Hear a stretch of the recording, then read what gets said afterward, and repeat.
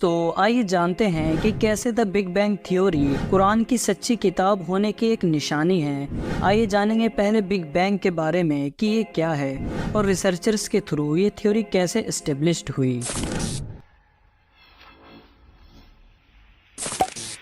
1929 में एक American astronomer था जिसका नाम था एडविन हबल। ये वही एस्ट्रोनॉमर है जिनके नाम पर हबल टेलीस्कोप है जो दुनिया का सबसे बड़ा टेलीस्कोप है। 1929 में उन्होंने टेलीस्कोप से एक अद्भुत चीज ऑब्जर्व की। उन्होंने देखा कि सभी स्टार्स और प्लैनेट्स एक दूसरे से दूर जा रहे हैं। फिजिकली जब इन्होंने इसके स्पेक्ट्रम ड्रॉ किया तो ग्रेजुअली रेड की तरफ शिफ्ट हो रहे थे। ये फिजिक्स का एक नियम है कि अगर कोई ऑब्जेक्ट दूर जा रहा है तो जितना दूर जाएगा उतना ही रेड की तरफ शिफ्ट होगा। तो उन्होंने कहा कि यकीनन अगर हम टाइम को रिवर्स करें तो एक वक्त ऐसा भी होगा जब ये सारे ऑब्जेक्ट्स एक कॉमन पॉइंट से स्टार्ट हुए होंगे। जैसे अगर मैं अपने हाथ से 50-60 दाने फेंकूं तो एक दूसरे से दूर जाएंगे, लेकिन अगर हम टाइम को रिवर्स करें तो एक कॉमन पॉइंट से स्टार्ट होकर गए होंगे, मतलब मेरे हाथ से। तो उन्होंने कहा कि अगर कायनात की सारी चीजें एक दूसरे से दूर जा रही हैं तो यकीनन एक वक्त ऐसा होगा जो ये सब एक कॉमन पॉइंट यानी कि सिंगल पॉइंट पर होगा। और वो पॉइंट ऐसा था जिसकी डेंसिटी इन्फिनिट थी और वॉल्यूम 0। और साइंस में ऐसी कोई चीज़ नहीं है जिसकी डेंसिटी इन्फिनिट हो और वॉल्यूम 0। इसका मतलब है कि कायनात को अदम महर से वजूद बख्शा गया, यानी चीज़ें मौजूद नहीं थी, अचानक पैदा हुई, जिसे कहते हैं क्रिएशन एक्स नहीं लो, यानी कि क्रिएशन फ्रॉम नथिंग। और उस बड़े धमाके को इन्होंने कहा कि ये बिग बैंग है।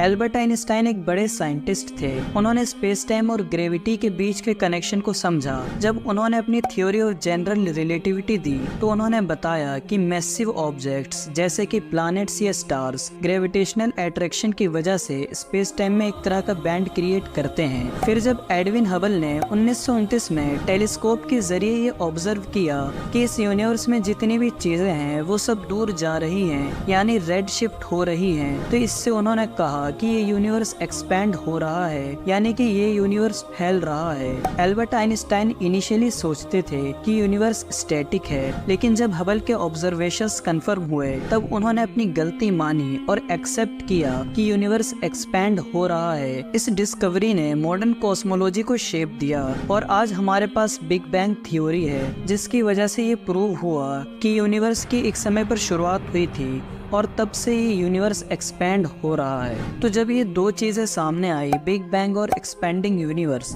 तो लोग अगली तलाश में लग गए कि अगर इतना बड़ा धमाका हुआ है तो उसकी शॉक वेव्स, रेडिएशंस आज भी मौजूद होंगी। लोग कहने लगे कि इतना बड़ा धमाका हुआ है जिसकी वजह से यूनिवर्स वजूद में आया, तो चाहे अरबों खरबों साल पहले ही क्यों ना हुआ हो, उसकी रेडिएशंस, शॉक वेव्स कोई लिमिटेड फॉर्म में तो आज भी मौजूद होंगी। तो दो साइंटिस्ट सामने आए, एर्नो पेंजियास और R.W. विल्सन। इन्होंने 1965 में वो बैकग्राउंड रेडिएशंस डिस्कवर किया जो बिग बैंग की वजह से प्रोड्यूस हुई और इसका नाम दिया गया कॉस्मिक माइक्रोवेव बैकग्राउंड रेडिएशंस, जो बिग बैंग की वजह से प्रोड्यूस हुई। और 1978 में इन दोनों को नोबेल प्राइज भी मिला। इससे ये भी प्रूव हो गया कि आज भी उस धमाके के आसरात इस यूनिवर्स में मौजूद हैं। फिर 1989 से 1993 तक 4 सालों के लिए अमेरिका ने एक स्पेस शटल लॉन्च किया ताकि फिजिकली यूनिवर्स के अंदर इन चीजों को ऑब्जर्व किया जा सके, और उस पे $160 मिलियन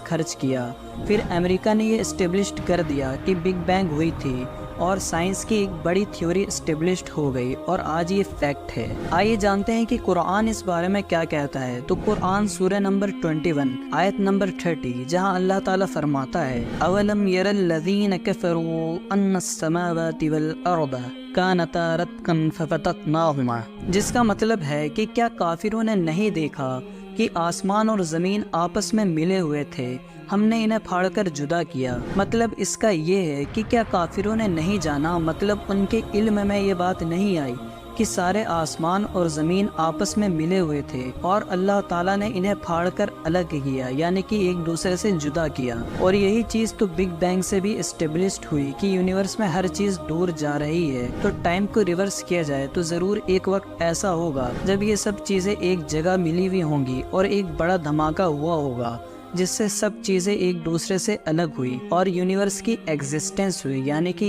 यूनिवर्स वजूद में आया। फिर अल्लाह ताला आगे फरमाता है सूरह नंबर 51 आयत नंबर 47 में, वस्समाअ बनैना बिअयदि व इन्ना लमूसिऊन, जिसका मतलब बनता है कि हमने कायनात को बड़ी ताकत से बनाया और यकीनन हम इसको फैलाते जा रहे हैं। तो यहाँ साफ लफ्जों में अल्लाह ने बतला दिया है कि यूनिवर्स स्टैटिक नहीं है बल्कि यूनिवर्स फैल रहा है। और यही चीज एडविन हबल ने अपने रिसर्चेस से बताई थी कि यूनिवर्स स्टैटिक नहीं है बल्कि यूनिवर्स फैल रहा है। और बाद में आइंस्टाइन ने भी इस बात से एग्री किया था और ये फैक्ट एस्टेब्लिश्ड कर दिया गया कि यूनिवर्स एक्सपैंड हो रहा है। तो अल्हम्दुलिल्लाह आज ये साइंस की बरकत है जिससे खुदा की निशानियों को समझना और आसान हो गया है, लेकिन समझता वही है जिसे अल्लाह तौफीक दे दे। अल्लाह हम सबको ईमान पर रखे और कुफरिया अकाइद से बचने में हमारी मदद करे।